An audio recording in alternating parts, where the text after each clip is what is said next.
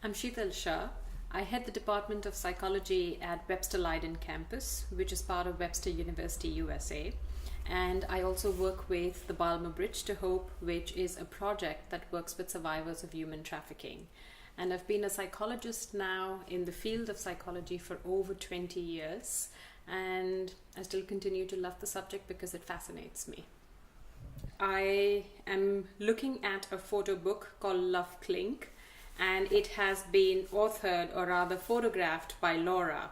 And I don't know if I'm pronouncing this correctly, but it's Laura Cnossen. And it has been a real pleasure to go through it because it's the first time that I'm looking at a photo book like that through the eyes of a psychologist and trying to see what lies beneath.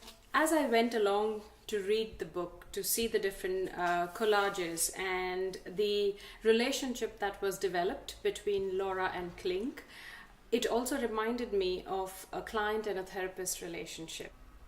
Because you had Laura as a photographer, and Klink as the muse or the object of interest for Laura's project. But through the diary and the notes of that diary, there was a relationship being developed through that process. And it was definitely not within the boundary of a photographer and a muse, because it did develop into something else. And a lot of some of the narratives of his diary are a clear indication of that. And somehow it was as if Laura subconsciously was also feeding into that narrative. When somebody comes to a therapist with a presenting problem, very often the therapist also has to be extremely conscious about what the client projects onto him and her. The clients can see, their parents in therapists, their partners, their significant others or close friends. And in that relationship, which we refer to the term as transference and countertransference in psychology, we need to be extremely careful of that relationship being formed, because that's going to influence the way we conduct therapy and the way we move forward. And I do feel that while Laura may not have had the same feelings as Klink, at the same time, she was also responding to the cues in the forms of continuing that communication and being there. So there was a relationship that was formed. And how it was perceived by Klink is very clear in the narrative, because very often he refers to Laura as a gift from the heavens, and how her complexion, which is like a fresh peach, which reminds him of a fresh peach. He also does refer to Laura in a way which is a very tender flower. And in some ways, there are also sexual intonations that you would read between the lines. And you do see that both of them are living this vicarious relationship through the photography project somehow, and are getting much more closer than you would normally expect.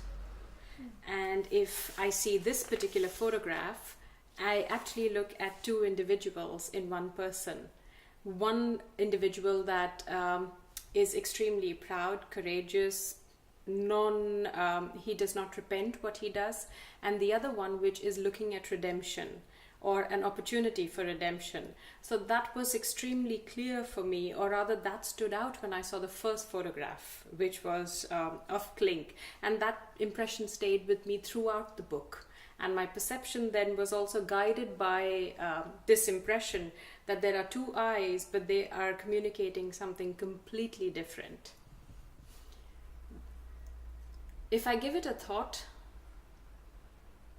the book is about Klink's last few years, either resolving his own personal turmoil within, and finally reaching that point that he had had enough in life to end it. Because as a psychologist, I looked for signs of suicidal ideation in the narrative. And there is very clear only one place where he mentions verbally in the narrative that he's had enough. But there are more places where there are only signs of how fed up he was of his existence. And therefore the book is capturing that part. If Klink was still alive today, I think this relationship would have grown further. And probably Klink would have had an important role to play in Laura's life if he had not ended his life. My questions came more from my own training as a psychologist, and I would question, would I do this? Would I cross this line? Would I engage the client a bit more? Because we are always looking for more information to be able to, from my point of view, to be able to help the client as best as possible. And in this case, he was the topic of the project, or the main character of Laura's project. And I questioned myself, how could I have got this information differently by not crossing the line or by maintaining my boundaries? So a constant discussion in my own head was about establishing boundaries and maintaining professional boundaries.